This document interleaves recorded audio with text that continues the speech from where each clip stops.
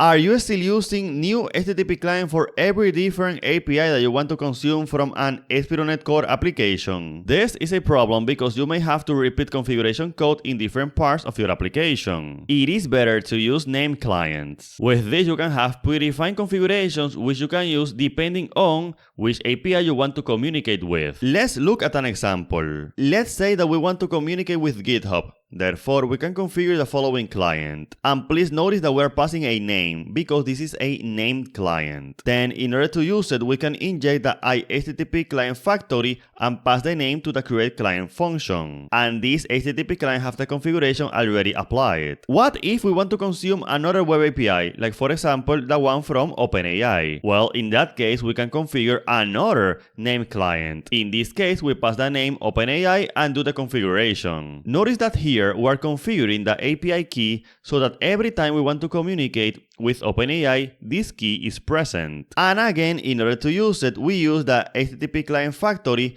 and pass the OpenAI name to the createClient function. So as you can see, with named clients, we can have different HTTP clients defined for different purposes in our application.